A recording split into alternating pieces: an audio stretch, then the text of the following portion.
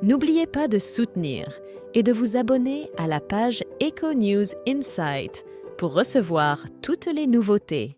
Lucie Bernardoni, la répétitrice bien connue de la Star Academy, ne se limite pas à l'enseignement musical. En plus de ses talents de pédagogue, elle excelle également en tant qu'auteure.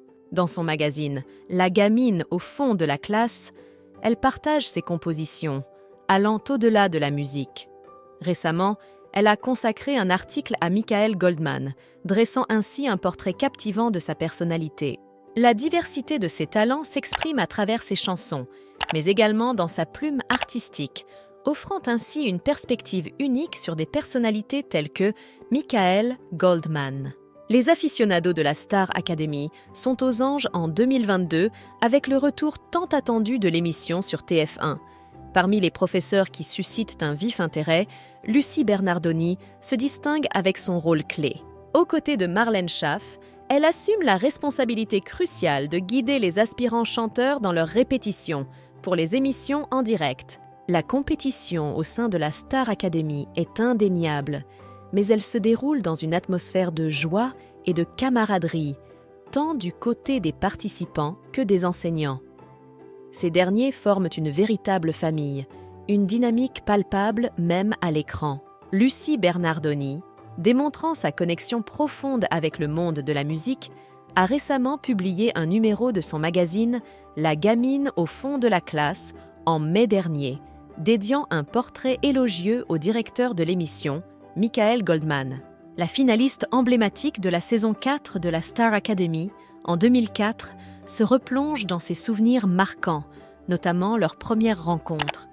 Elle partage l'anecdote de ce moment privilégié qui s'est déroulé dans un restaurant élégant du 16e arrondissement de Paris.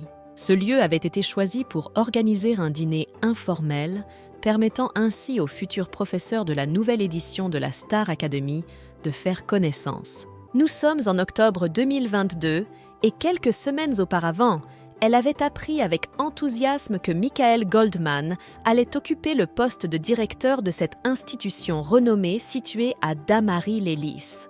La femme brune de 37 ans n'aurait jamais imaginé voir Michael Goldman occuper ce rôle, lui qui préfère généralement rester discret dans l'ombre.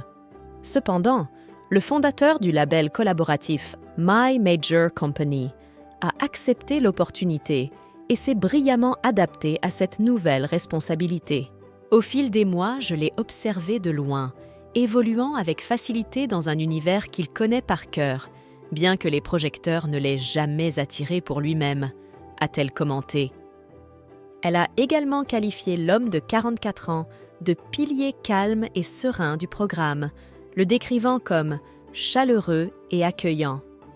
Je me rappelle avec amusement de notre première rencontre dans ce restaurant chic du 16e arrondissement, et je me dis que même dans un modeste bar de quartier, il aurait partagé un toast avec la même authenticité.